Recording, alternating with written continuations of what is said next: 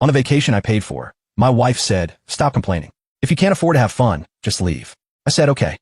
Then I flew home, froze the card, left them stranded, and filed for divorce. 1 week later, she showed up screaming. "What's up, Reddit? Let me tell you about the vacation from hell that ended my marriage." I planned a trip to Puerto Rico for my wife's birthday, and she insisted on inviting her friends, so I did. But when I refused to pay for something nicer, she told me to leave if I couldn't afford fun. So I flew home. Their fun ended when the credit card I canceled was declined, and they ended up in a cheap motel.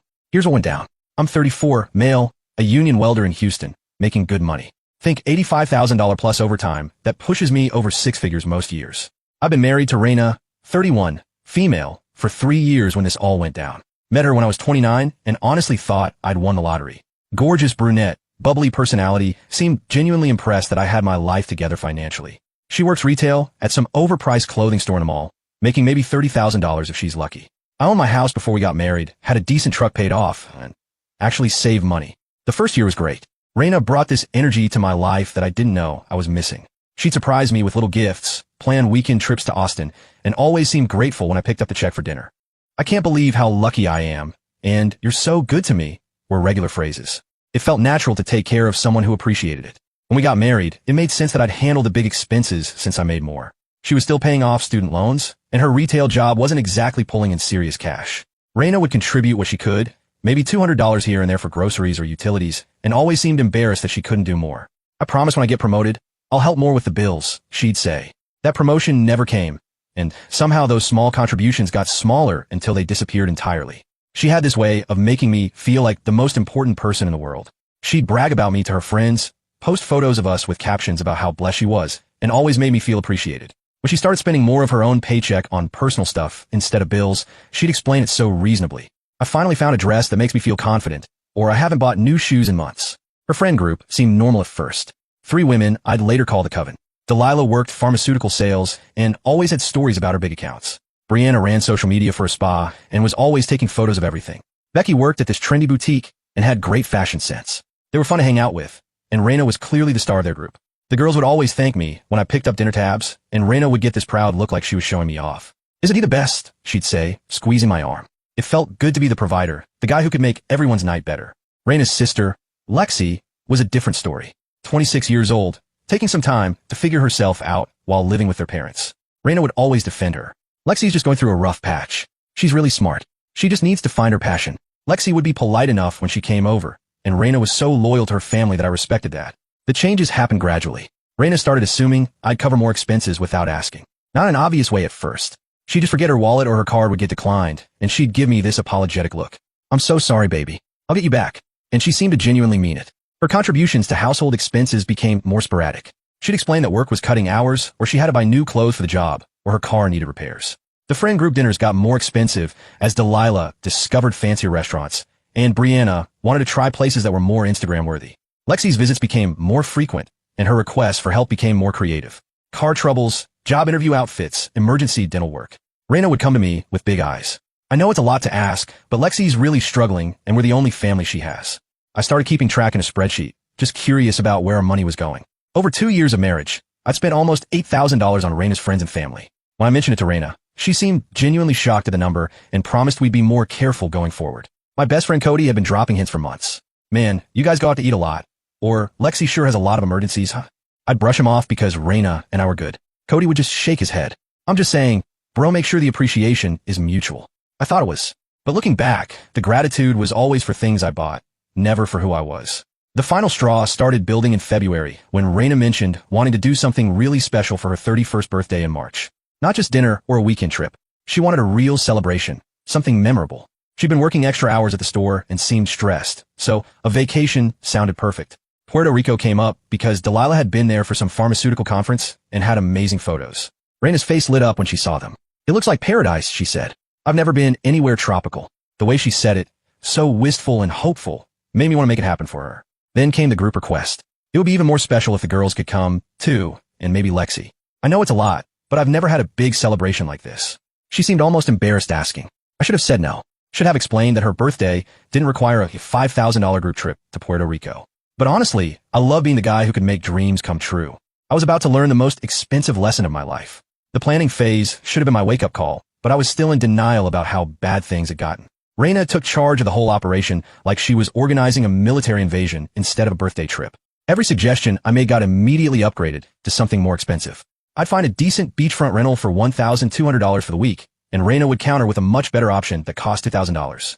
I'd suggest flying into San Juan and taking a shuttle, and Becky would insist we needed a luxury SUV rental because showing up in style sets the tone for the whole trip. The worst part was how they talked about money, specifically my money, like it was infinite.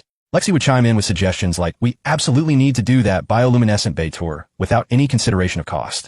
Delilah wanted to book us all spa treatments at the resort.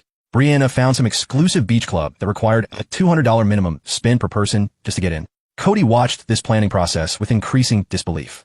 He'd come over for drinks and a game, and Reina would be at the kitchen table with her laptop and credit cards spread out like she was running a small business. She's booking what now? He asked one night after. A sunset cruise with open bar and catered dinner, Reina said proudly. It's going to be amazing for photos. Cody waited until Reina left the room, then leaned over to me. Bro, how much is this trip costing you? The total was already at $6,000 and climbing. Cody's eyes went wide. Dude, that's more than some people make in a month. For 1 week in Puerto Rico. The real gut punch came 2 weeks before we left. I was looking over the final expenses when I realized Reina had been using my credit card to buy new clothes for everyone, not just herself. She'd taken Delilah, Brianna, and Lexi shopping for vacation outfits and charged it all to my account. $900 for clothes for other people without asking me. When I confronted her about it, Reina acted like I was being unreasonable. They needed stuff for the trip, she said. Lexi didn't have any nice bathing suits, and Delilah's summer clothes were all old. I was just being a good friend. With my money, I pointed out. It's our money, Reina corrected. We're married. That stung. When she spent money, it was our money. When I wanted to spend money on something for myself, suddenly we needed to discuss major purchases and be more careful with the budget. The night before we left, I was packing and doing final mental calculations. Between flights, accommodation, rental car, prepaid activities, and a shopping spree, I was already at $7,500, and we hadn't even left Houston yet. Reina was in the bedroom trying on outfits and FaceTiming with her friends, planning their itinerary. I could hear them talking about restaurants they wanted to try, excursions they wanted to book, spa treatments they deserved after their stressful jobs. Not once did I hear anyone mention contributing to cost or thanking me for making it all possible. I was funding the whole thing, and somehow I was barely part of the conversation. That's when Cody texted me. Last chance to fake a work emergency and cancel this disaster. I should have listened to him. Instead, I finished packing and mentally prepared myself for what I thought would be an expensive but manageable week in paradise. I had no idea I was about to walk into a financial ambush that would end my marriage and change my life forever. We landed in San Juan on a Tuesday afternoon, and the problems started before we even got a rental car. The flight down had been fine. I'd upgraded everyone to premium economy because Reina said coach would be too cramped for vacation photos. But the second we stepped into that airport, I could see the dollar signs lighting up in everyone's eyes like slot machines. The luxury SUV rental was our first hit. What I'd budgeted as a reasonable $200 for the week turned into $600 for some massive Escalade that Lexi insisted we absolutely needed for proper arrival photos. She actually made a stop at the rental counter while she posed next to it for Instagram stories. The drive to our rental house should have been relaxing. Instead, it was 40 minutes of the girls planning how to spend more of my money. Becky had researched every expensive restaurant on the island. Brianna found some exclusive beach club that charged $50 per person just to walk in the door. Delilah discovered parasailing, jet ski rentals, and deep-sea fishing charters. Our rental house was actually incredible. Right on the beach in Culebra. Massive pool, 6 bedrooms, the works. For about 10 minutes, I thought maybe this would all be worth it. Then we went to lunch. The girls picked this beachfront restaurant that looked casual from the outside, but had menu prices that made my eyes water. We're talking $18 appetizers and $28 entrees for basic fish and rice. But whatever. First meal of vacation. Let's celebrate. That's when Lexi dropped the first nuclear bomb of the trip. We were waiting for our food when she started complaining about the house's Wi-Fi being slow. Then she noticed the bedrooms weren't all master suites. Then she decided the pool wasn't big enough for proper party photos. Honestly, Reina, Lexi said loud enough for other tables to hear. I'm surprised your husband didn't get us something nicer. My friend Katie's boyfriend rented them a place in the Bahamas that had a private chef and everything. The disrespect was impressive. We'd been in Puerto Rico for 2 hours, and Lexi was already criticizing the $2,000 rental I'd paid for while contributing exactly $0 herself. But Reina didn't defend me. She just laughed nervously and said, well, maybe next time I'll upgrade. The lunch bill came to $250. I paid it because what else was I going to do? But something cold was settling in my stomach, and it wasn't the overpriced fish tacos. Things got worse at the beach club Becky had insisted we visit. The $50 per person entry fee was just the beginning. Drinks were $12 each. Food was resort pricing on steroids. The girls were ordering like we were celebrating winning the lottery.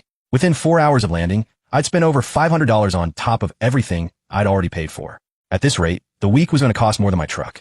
But the real explosion came that evening when we got back to the house. The girls were getting ready for dinner while I was on the balcony checking my credit card balance on my phone. That's when I overheard a conversation that changed everything. Becky was in the kitchen making drinks, talking to Delilah about their dinner plans. "This place better be worth it," Becky said. "I mean, if you're going to make someone else pay for everything, might as well go all out, right?" Delilah laughed. "Right? It's not like Raina's husband can't afford it. He's a welder, but he makes decent money and everything's in his name anyway. So what's he going to do? Divorce her and lose half his stuff?" They were talking about me like I was their personal ATM, like my marriage was their insurance policy for free vacations.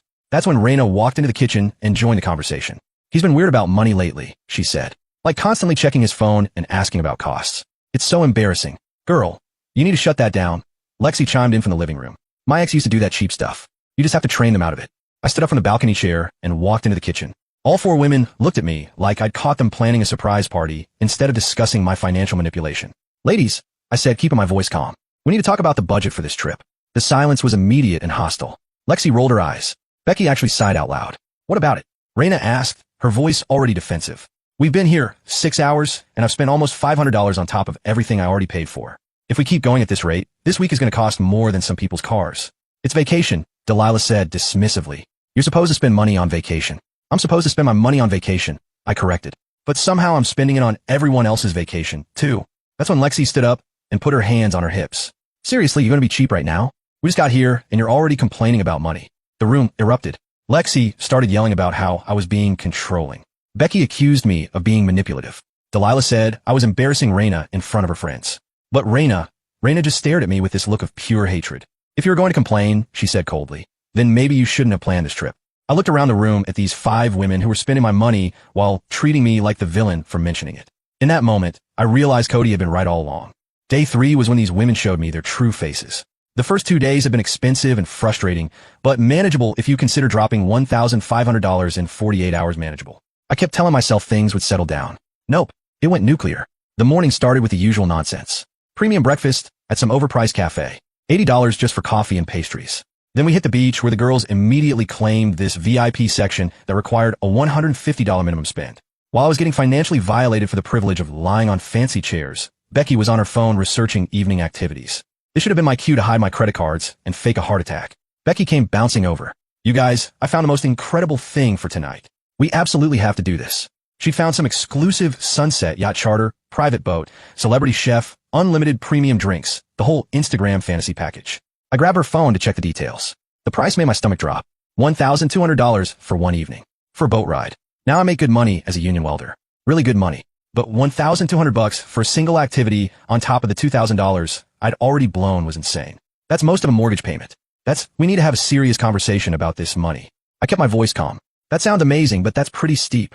The silence that followed was like someone had sucked all the air out of the beach. 5 pairs of eyes stared at me, like I just suggested we spend the evening calculating taxes. Lexi was the first to speak, and her voice was dripping with contempt. "Are you serious right now? We're in paradise, and you want to be cheap." "I'm not being cheap," I said.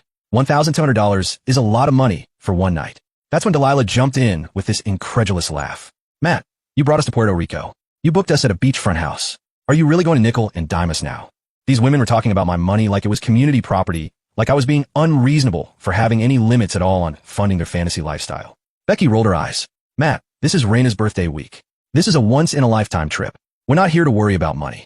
Easy for you to say since you're not paying for any of it." I shot back. That's when Lexi stood up and got in my face. "Excuse me," she said. "Are you really going to act like this right now? Raina works her ass off and deserves to have fun without her husband being a cheapskate about every little thing." But the worst part, Raina just sat there nodding along like Lexi was making perfect sense. "Lexi's right," Raina said, her voice cold. "I work 40 hours a week, and I never ask for anything. This is my one big birthday celebration, and you're sitting here complaining about money like some kind of Scrooge." I stared at my wife, this woman I'd been supporting for 3 years, this woman whose entire lifestyle was subsidized by my income. "You never ask for anything," I said.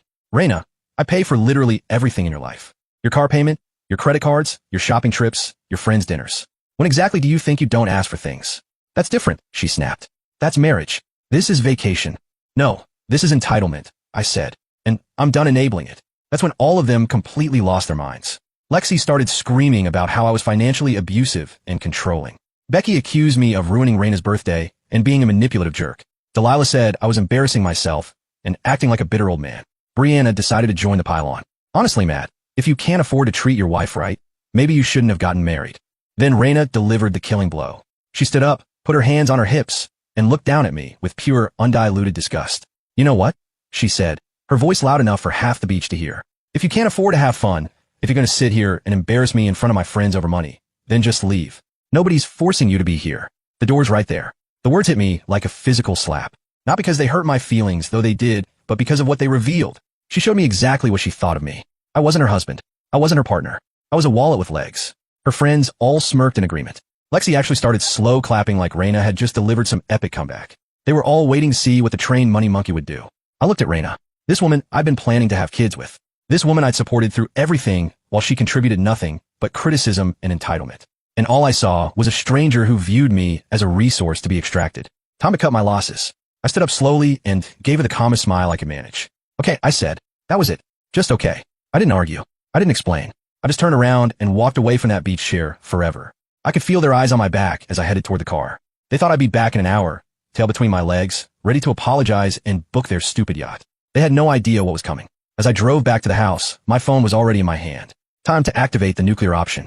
Cody, I said when he picked up, you were right. I need a lawyer today. Let me guess, he said. Your lovely wife and her coven just showed their true colors.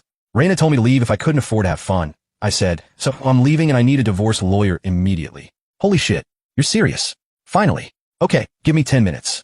My cousin went through a nasty divorce last year, and his lawyer was a complete shark. I'll get you the number. Second call, my foreman. I explained I had a family emergency and needed to take the rest of the week off. Union benefits, baby. I had personal days saved up for exactly this kind of situation. Third call, the divorce attorney Cody connected me with. She could see me first thing tomorrow morning, she said after I explained the basics. I needed to bring all my financial documents, property deeds, anything that showed what I owned before marriage. In Texas, we have community property laws, but if I could prove separate property, we could protect it. That's when I smiled for the first time in days. Everything was separate property. House, truck, savings accounts. All purchased or established before marriage. Raina's name wasn't on anything. There was a pause when I told her this. Nothing? She wasn't on the mortgage, car title, bank accounts? When I confirmed that was correct, that I'd been careful after my dad's divorce and kept everything in my name. She said we were going to get along just fine. By the time I got back to the house, I was in full logistics mode. I had maybe 2 hours before the girls returned from their beach tantrum, and I needed to use that time efficiently. But then something unexpected happened. While I was packing, my phone rang. It was my neighbor Joe. He kept an eye on my house when I was traveling. Hey Matt, everything okay? There's been a moving truck at your place all morning, and some woman is directing them around your backyard. My blood went cold. What woman? Blonde, maybe 50-ish. She's got a key, and she's acting like she owns the place. They just loaded up your lawnmower and that expensive grill you bought last summer. I nearly put my fist through the rental house wall. Raina's mother. The woman had driven down from Dallas to loot my house while I was in Puerto Rico. Can you go over there and tell them they need to stop immediately? Tell them a homeowner is coming back, and if they remove one more item, I'm calling the police. Already on it, brother. I'll handle this.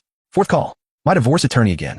I explained that Raina's family was attempting to remove property from my house while I was out of town. She told me to document everything and get photos if possible. In Texas, even married couples can be charged with theft if they remove property that belongs exclusively to their spouse. This might actually work in our favor, she said. I texted Joe and asked him to take photos of everything. Within 20 minutes, he'd send me a gallery of Raina's parents loading my belongings into a truck. The final insult, they were stealing the outdoor furniture I'd bought specifically for entertaining Raina's friends. That's when I made the most satisfying phone call of my life. Houston Police Department, non-emergency line. I need to report a theft in progress at my residence, I said calmly. By 6 p.m. Houston time, Raina's parents were explaining to 2 very unimpressed police officers why they were removing property from a house that didn't belong to them. The officers made them return everything and issued a warning about criminal trespass. Joe texted me a photo of Raina's mom crying in the driveway. The caption read, "Mission accomplished. Your house is secure." Meanwhile, back in Puerto Rico, the girls had returned from the beach to find my stuff gone and a note on the kitchen counter. Gone back to Houston. Rental house is paid through the end of the week. Flights home are your responsibility. Have fun. I didn't mention anything else. I didn't explain about the failed burglary attempt. I just disappeared and let them figure it out. The group chat explosion started around 8 p.m. My phone was buzzing like an angry hornet while I was sitting in the San Juan airport waiting for my red-eye flight home. Matt, what the hell is going on? Are you serious right now? This is so immature. Get back here and stop being dramatic. You can't just abandon us in Puerto Rico. I let them panic for about an hour. I could picture the scene perfectly. 5 women stranded in a rental house, suddenly realizing they'd have to pay for their own food and entertainment for the rest of the week. Finally, I decided to grant them one clarifying message. To whom it may concern, as per Raina's suggestion, I left. You want to have fun without worrying about money. The fun is all yours now. P.S. Next time you want to rob someone's house, make sure their neighbors aren't watching. The police were very interested in the photos. I hit send, left the group chat, blocked all their numbers, and turned my phone to silent. For the first time in 3 years, someone else's drama was not my problem to solve. I landed in Houston at 2 a.m., drove to my house that was still full of my belongings thanks to Joe, and slept for 8 hours in my own bed. The first day of the rest of my life had officially begun. The week while Reina was stuck in Puerto Rico was the most productive week of my life. While she and the coven were figuring out how to pay for groceries without my credit card, I was systematically dismantling our marriage and protecting my assets like a man possessed. Day 1, back in Houston, met with the divorce attorney at 8 a.m. sharp. She spent about 5 minutes reviewing my financial documents before breaking into this predatory smile. Apparently, Reina had made a critical error by telling me to leave and then attempting to steal my property. In Texas, that gave us grounds for abandonment and theft, which was going to work heavily in my favor. We spent 3 hours going through everything. The house, the truck, my retirement accounts, my tools, all purchased before marriage with documented proof. Reina's name wasn't on a single asset. The lawyer explained that technically Reina was entitled to half of any income earned during the marriage. But since I could prove she contributed nothing to household expenses while actively depleting marital assets through frivolous spending, we could argue for reimbursement, meaning Reina was about to get exactly what she'd contributed to our marriage. Nothing. Day 2. Cody came over with drinks and moral support while I documented everything Reina had charged my credit cards over the past year. We're talking $8,500 in what she called personal expenses, but were really subsidies for her lifestyle and her friends' entertainment. Dude, she bought her sister a laptop with your money, Cody said, scrolling through the statements. And what the hell is a $200 charge to some boutique for emergency work clothes? That was when Lexi needed an outfit for a job interview. Cody just shook his head. How did you put up with this for 3 years? Honestly, I didn't know. Looking at the numbers in black and white, it was obvious I'd been getting robbed by someone I slept next to every night. Day 3. The divorce papers were ready. My lawyer had moved fast because she said Reina's behavior indicated she might try to hide assets or run up debt before I could protect myself. The plan was simple. We were filing for divorce based on insupportability and seeking reimbursement for separate property. Reina was going to be served the moment she set foot back in Texas. Day 4. Joe helped me change all the locks on my house. Legally, I couldn't keep Reina out since it was technically the marital residence, but I could make sure her family couldn't stage another burglary attempt. Day 5. I closed all joint accounts and opened new ones at a different bank. Reina had never contributed to those accounts anyway, so the law allowed me to protect my separate property from further depletion. The whole week, my phone stayed silent. It was peaceful as hell. Meanwhile, according to Joe's intelligence network, Reina's situation was deteriorating rapidly. Her parents were furious about the police incident. Her dad had to take time off work to drive down to Houston only to get warned for attempted theft. But the real fun came from an unexpected source. My coworker, David's wife, Sarah, who happened to be friends with Delilah's sister. Girl, those women are having a complete meltdown in Puerto Rico, Sarah told David, who related to me at work. They had to pool money for groceries, and they're fighting about who owes what for the rental car. Delilah's maxed out her credit cards and called her parents crying. Apparently, without my financial cushion, the whole group dynamic had collapsed. Becky was being petty about splitting dinner bills. Brianna was calculating everyone's individual expenses down to the dollar. Lexi was complaining that she couldn't afford activities while refusing to cut the trip short. And Reina? I asked. Complete breakdown. She's calling everyone she knows trying to borrow money for a flight home. Nobody wants to get involved because they all heard about the police incident. On Friday, exactly 1 week after I'd walked away from that beach argument, Reina finally made it back to Houston. Her flight was delayed twice because she'd been flying standby on the cheapest ticket she could afford. I wasn't home when she arrived. I was at work, but Joe texted me updates throughout the day. She's been standing on your porch for 20 minutes, pounding on the door. Now she's calling someone and crying. A taxi just dropped off Lexi. They're both yelling at your front door now. Police just showed up. Apparently, someone called about a disturbance. I got home around 6 p.m. to find Reina and Lexi sitting on my porch steps like a couple of refugees. They looked terrible, sunburned, exhausted, and defeated. The Puerto Rico trip had not ended well. Reina stood up when she saw me, and I could see she'd been crying for hours. Matt, thank God you're here. We need to talk. This whole thing got out of hand. No, I said calmly, walking past her to my front door. We don't need to talk. What do you mean we don't need to talk? I'm your wife. I turned around and smiled. Actually, you're not. Not anymore. That's when I handed her the divorce papers. The look on her face was worth every penny this trip had cost me. Are you freaking kidding me? Nope. What the hell is wrong with you? Divorce? Yep. Lexi chimed in. Matt, you are such a hole. Oh, by the way, mind explaining why your parents were robbing my house, Lexi?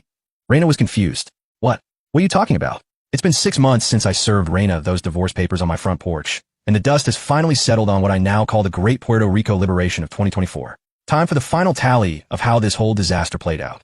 The divorce proceedings were brutal for Reina. My attorney was a legal assassin and she'd built an airtight case around Reina's abandonment and theft attempts. Reina hired some discount lawyer who immediately tried to argue for spousal support and half the house. That lasted exactly until my attorney presented our evidence. 3 years of financial records showing Reina had contributed nothing to household expenses while spending $8,500 of my money on personal luxuries. The judge was not impressed with her choices. Reina's lawyer tried to claim she'd been a supportive wife who deserved compensation for her contributions to the marriage. My attorney countered with credit card statements showing Reina had spent more on purses than she'd earned at a retail job. Game over. The final decree was everything I'd hoped for. I kept the house, the truck, my retirement accounts, and my tools. Reina got exactly what she'd brought to the marriage, which was nothing. No spousal support, no property division, no claim to my premarital assets. She also got stuck with her own legal fees and half the court costs. The Coven's reaction to Reina's downfall was predictable. Delilah and Becky immediately distanced themselves, claiming they never really liked how Reina handled money anyway. Brianna tried to stay neutral, but eventually sided with the group that could still afford to go out to dinner. Lexi, meanwhile, was dealing with her own legal problems from the attempted burglary. The argument when I served Reina with the papers was pretty enlightening. Turns out Lexi had planned the whole theft with her parents to teach me a lesson. Yep, while she was in Puerto Rico, she ended up pleading to criminal trespass and had to do community service. The whole family was furious. But the real satisfaction came from watching Reina's entire lifestyle collapse without my financial support. She couldn't afford the apartment we'd shared, so she moved back in with her parents at 31 years old. Her retail job barely covered her car payment and student loans, let alone the credit card debt she'd accumulated trying to maintain her previous standard of living. Her social media went from constant vacation photos and restaurant check-ins to nothing. Radio silence. Cody became my constant source of entertainment and moral support throughout the whole process. Dude, Reina's mom called me at work yesterday. Cody told me one day, she wanted to know if I could talk sense into you about the divorce. What did you tell her? I told her I'd been trying to talk sense into her daughter for 3 years, but apparently spending your husband's money on unemployed relatives was more important than being a decent wife. As for me, life has been incredible. The money I was spending on Reina's lifestyle now goes toward home improvements, tools for side work, and actually building wealth instead of subsidizing someone else's Instagram fantasy. The best part, I ran into Reina at the grocery store last week. She looked terrible. Stress, weight gain, cheap clothes, that defeated look of someone whose life hasn't gone according to plan. She tried to make small talk, asking how I was doing, mentioning that she was getting her life together. I was polite, but brief. That's great, Reina. Good luck with everything. As I walked away with my cart full of name brand groceries I could actually afford now, I heard her ask, Matt, do you think maybe we could get coffee sometime just to talk? I kept walking. Some bridges you burn for a reason. The Puerto Rico trip cost me $6,000 and a marriage. Best money I ever spent.